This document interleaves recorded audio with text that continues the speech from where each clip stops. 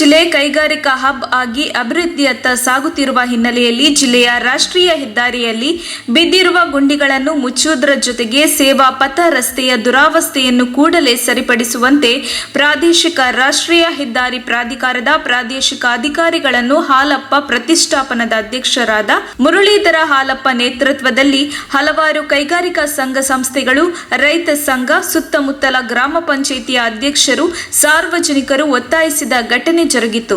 ನಗರದ 80 ಅಡಿ ರಸ್ತೆಯಲ್ಲಿರುವ ಭಾರತೀಯ ರಾಷ್ಟ್ರೀಯ ಹೆದ್ದಾರಿ ಪ್ರಾಧಿಕಾರದ ಕಚೇರಿಗೆ ಮಂಗಳವಾರ ಭೇಟಿ ನೀಡಿ ರಾಷ್ಟ್ರೀಯ ಹೆದ್ದಾರಿಗಳು ಮತ್ತು ಸೇವಾ ಪಥ ರಸ್ತೆಗಳ ಅವ್ಯವಸ್ಥೆಯ ಕುರಿತಂತೆ ಪ್ರಾದೇಶಿಕ ಅಧಿಕಾರಿಗಳ ಜೊತೆ ಚರ್ಚೆ ನಡೆಸಿದರು. ಈ ಸಂದರ್ಭದಲ್ಲಿ ಮಾತನಾಡಿದ ಹಾಲಪ್ಪ ಪ್ರತಿಷ್ಠಾನದ ಅಧ್ಯಕ್ಷ ಮುರಳೀಧರ ಹಾಲಪ್ಪ, ತುಮಕೂರು ಭಾಗದ ರಾಷ್ಟ್ರೀಯ ಹೆದ್ದಾರಿಗಳು ಸಾವಿಗೆ ಹೆದ್ದಾರಿಯಾಗಿದ್ದು, ತುಮಕೂರು ಜಿಲ್ಲೆ ರಾಜಧಾನಿ ಬೆಂಗಳೂರಿನ ಹೆಬ್ಬಾಗಿಲಾಗಿದೆ. ಇಲ್ಲಿ ವಾಹನಗಳ ನಿರಂತರ ಓಡಾಟ ಹೆಚ್ಚಾಗಿದ್ದು, ಇಂತಹ ರಾಷ್ಟ್ರೀಯ ಹೆದ್ದಾರಿಯಲ್ಲಿ ಗುಂಡಿಯ ಬದಲಿಗೆ ರಸ್ತೆಯನ್ನೇ ಹುಡುಕುವಂತಹ ಪರಿಸ್ಥಿತಿ ನಿರ್ಮಾಣವಾಗಿ ಪ್ರತಿನಿತ್ಯ ಕನಿಷ್ಠ 3-4 ಅಪಘಾತಗಳು ಸಂಭವಿಸುತ್ತಲೇ ಇರುತ್ತವೆ. 1 ಕಿಲೋಮೀಟರ್ನಲ್ಲಿ ಕನಿಷ್ಠ 500 ಗುಂಡಿಗಳಿದ್ದರೂ ಸಹ ಗುಂಡಿ ಮುಚ್ಚಲು ಯಾವುದೇ ಕ್ರಮ ಕೈಗೊಳ್ಳದಿರುವುದು ವಿಪರ್ಯಾಸವೇ ಸರಿ ಎಂದರು.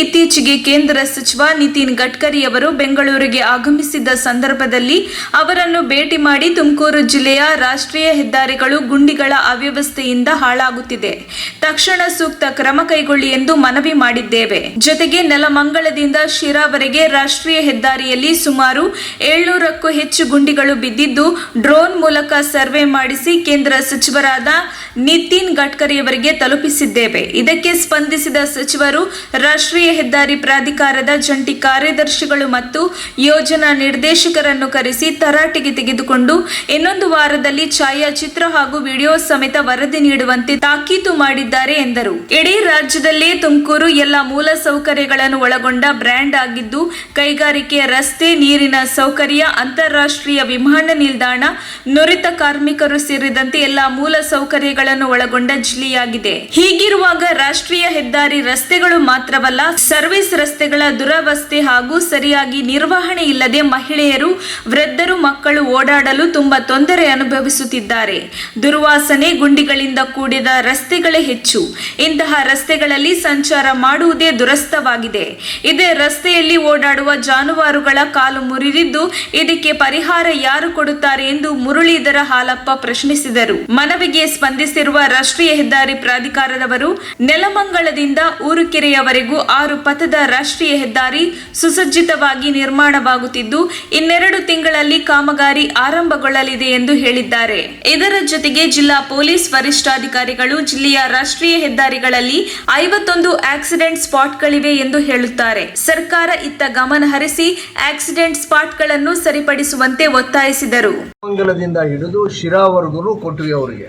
ಆಮೇಲೆ ಫೋಟೋಸ್ಗಳು ತೊಗೊಂಡೋಗಿ ಕೊಟ್ವಿ ಅವರಿಗೆ. ಎಷ್ಟು ಟೋಟ್ಲಿ ಎಷ್ಟು ನಾವು ಗುಂಡಿಲ್ಲ ಅಂದಾಜು ಲೆಕ್ಕ ಹಾಕಿದಾಗ 700ಕ್ಕಿಂತ ಹೆಚ್ಚಿಗೆ ಗುಂಡಿಗಳು, ಅದು ಸಣ್ಣ ಸಣ್ಣವು ದೊಡ್ಡವು ಎಲ್ಲ ಸೇರಿಸಿ ಅಷ್ಟು ಗುಂಡಿಗಳು ಇವರು ವಿತೌಟ್ ಮೇಂಟೆನೆನ್ಸ್ ಇದ್ದಾರೆ ಅಂತೇಳಿದರೆ. ಆಮೇಲೆ ಈಗ ಟೋಲ್ ಕಲೆಕ್ಷನ್ನು ನಿಲ್ಲಿಸಿರಿ ಅಂತ ಹೇಳಿದ್ದಾರೆ. ನ್ಯಾಯಾಂಗ ಅಲ್ಲಿಂದಲೂ ಆದೇಶಗಳು ಬಂದಿದ್ದಾವೆ. ಈಗಲೂ ಸಹಿತ ಆ ಸ್ಮಾರ್ಟ್ ಕಾರ್ಡ್ಗಳಲ್ಲಿ ಆ ದುಡ್ಡುಗಳು ಅದು ಕಟ್ ಆಗ್ತಲೇ ಇದೆ, ಅದು ಡಿಡಕ್ಷನ್ ಆಗ್ತಲೇ ಇದೆ. ಇದನ್ನೆಲ್ಲ ಪೂರ್ತಿ ಇವತ್ತಿಲ್ಲಿ ಪ್ರಾಜೆಕ್ಟ್ ಡೈರೆಕ್ಟ್ರು ಶಿರೀಶ್ ಅವ್ರಿಗೆ ಇದನ್ನು ಅವ್ರ ಗಮನಕ್ಕೆ ತಂದಿದ್ದೀವಿ. ಅವರು ಎಚ್ಚೆತ್ಕೊಂಡು ಈಗ ಮೊನ್ನೆಯಿಂದ ಎಲ್ಲ ಪ್ಯಾಚ್ ವರ್ಕೆಲ್ಲ ಶುರು ಮಾಡಿದ್ದಾರೆ. ಅದನ್ನು ಇನ್ನೊಂದು ವಾರದಲ್ಲಿ ಪಂಚಾಯಿತಿಗಳು ಹಾಗೂ ಇಂಡಸ್ಟ್ರಿಯಲ್ ಅಸೋಸಿಯೇಷನ್ಗಳಿಗೆ ನಾವು ಒಳ್ಳೆಯದೊಂದು ವರದಿ ಕೊಡ್ತೀವಿ ಅಂತ ಹೇಳಿದ್ದಾರೆ. ತಾವುಗಳು ಸ್ವಲ್ಪ ಹೇಳ್ಬೋದು. ಇವ್ರದ್ದೇ NHAN ಅವ್ರದ್ದೇ, ನ್ಯಾಷನಲ್ ಹೈವೇ ಅಥಾರಿಟಿ ಆಫ್ ಇಂಡಿಯಾದವ್ರದ್ದೇ ಅದು ಮೈಂಟೆನೆನ್ಸ್ ಬರೋವಂಥದ್ದು. ಇವ್ರು ಕೇಳೋದು ನಾವು ಯಾರಿಗೂ ಕಾಂಟ್ರಾಕ್ಟ್ ಕೊಟ್ಟಿದ್ದೀವಿ, ಮೇಂಟೆನೆನ್ಸ್ ಕೊಟ್ಟಿದ್ದೀವಿ, ಅವರು ಸರಿಯಾಗಿ ನಿರ್ವಹಣೆ ಮಾಡ್ತಿಲ್ಲ, ಈಗ ಬೇರೆಯವ್ರಿಗೆ ಅದನ್ನು ಟ್ರಾನ್ಸ್ಫರ್ ಮಾಡ್ತೀವಿ ಅಂತ ಹೇಳಿದ್ದಾರೆ.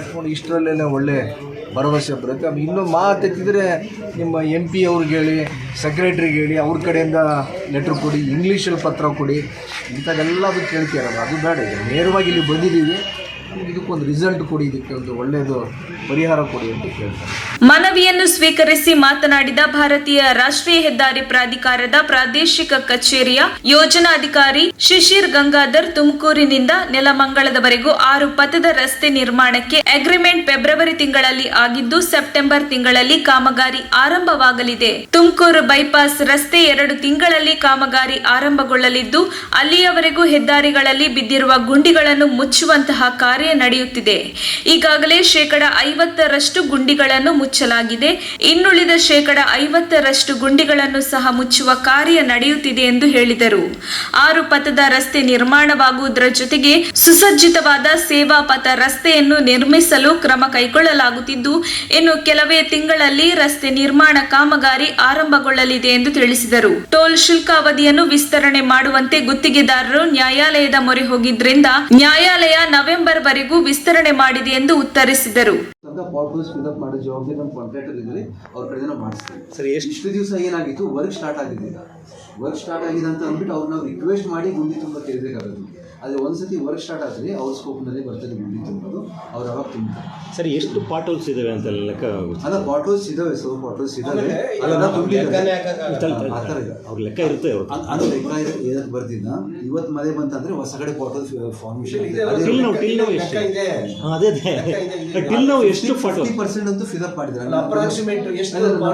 ನಂಬರ್ಸ್ ಏನಕ್ಕೆ ಬರೋದಿಲ್ಲ ಆ ಥರ. ಅಲ್ಲ, ಸರ್ವೆ ಮಾಡಿರ್ತಾರೆ. ರೆಡ್ ಸ್ಪಾಟ್ ಕೂಡ ಎಷ್ಟಿದಾವೆ ಈ ರೋಡ್, ಈ ಸ್ಟ್ರೆಚ್ ಅಲ್ಲಿ ರೆಡ್ ಸ್ಪಾಟ್ಸ್ ಎಷ್ಟಿದಾವೆ? ರೆಡ್ ಸ್ಪಾಟ್ ಅಂದ್ರೆ ಆಕ್ಸಿಡೆಂಟ್ ಜೋನ್ಸ್.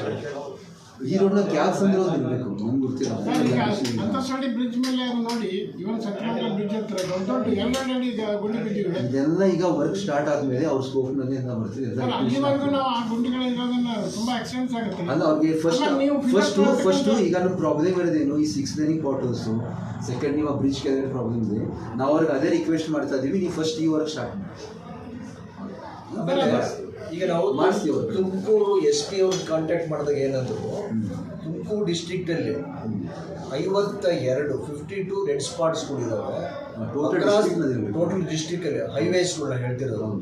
ಇಡೀ ಸ್ಟೇಟಲ್ಲಿ 551 ರೆಡ್ ಸ್ಪಾಟ್ಸ್ ಅಂದರೆ ಆಕ್ಸಿಡೆಂಟ್ ಜೋನ್ಸ್ಗಳು ಅಂತೀವಿ, ಆಕ್ಸಿಡೆಂಟ್ ಪ್ರೋನ್ ಏರಿಯಾ. ದಿನ ಒಂದೊಂದು ಆಕ್ಸಿಡೆಂಟ್ ಕೂಡ ಆಗ್ತಿದ್ದಾವೆ.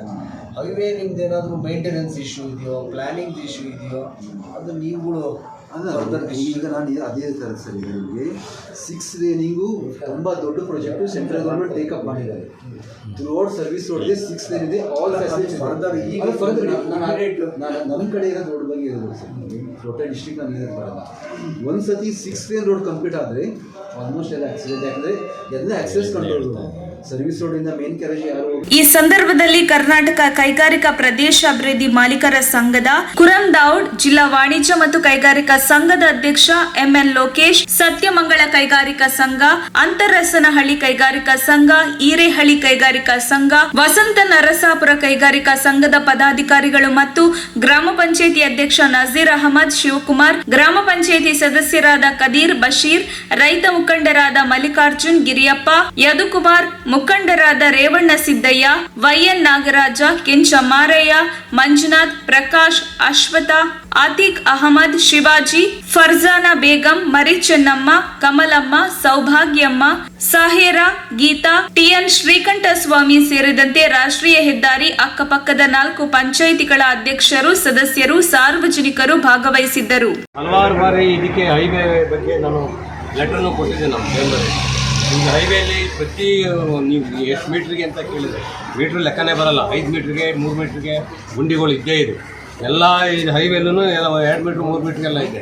ಆಮೇಲೆ ನಾವು ಒಂದು ಲೆಟ್ರನ್ನು ಸಹ ಕೊಟ್ಟಿದ್ವಿ, ಬ್ಯಾರಿಕೇಡ್ ಕಟ್ಟಾಗಿ ಆಕ್ಸಿಡೆಂಟ್ ಆಗಿ ಸೈಡ್ ಬ್ಯಾರಿಕೇಡ್ ಹಾಕಿರ್ತಾರೆ. ಸರ್ವಿಸ್ ರೋಡು ಹೈವೇಗೆ ಮಧ್ಯೆ ಬ್ಯಾರಿಕೇಡ್ ಇರುತ್ತೆ, ಅದು ಆಕ್ಸಿಡೆಂಟ್ ಆಗಿ ಬ್ಯಾರಿಕೇಡ್ ಕಟ್ಟಾಗಿದ್ರು. ಬ್ಯಾರಿಕೇಡ್ ಕಟ್ಟಾಗಿ ಸರ್ವಿಸ್ ರೋಡಲ್ಲಿ ಹೋಗ್ಬೇಕಾದ್ರೆ ಬೈಕ್ಗಳು ಹೋಗ್ಬೇಕಾದ್ರೆ ಹೊಡೆದು ಆಕ್ಸಿಡೆಂಟ್ ಆಗಿ ತುಂಬ ಜನ ಏಟು ಸಹ ತಿಂದಿದ್ದಾರೆ. ಸರ್ವಿಸ್ ರೋಡ್ ಅಂತೂ ತುಂಬ ಹಾಳಾಗೋಗಿದೆ. ಡ್ರೈನುಗಳು ಸರಿಯಾಗಿ ವರ್ಕ್ ಮಾಡ್ತಾ ಇಲ್ಲ. ನಮ್ಮ APMC ಮುಂದೆ 1.5 ಅಡಿ 2 ಅಡಿ ನೀರು ಯಾವಾಗೂ ನಿಂತಿರುತ್ತೆ, ಓಡಾಡೋಕ್ಕಾಗೋದೇ ಇಲ್ಲ. ಸೊ ಆಮೇಲೆ APMC ಜಂಕ್ಷನ್ನಲ್ಲೂ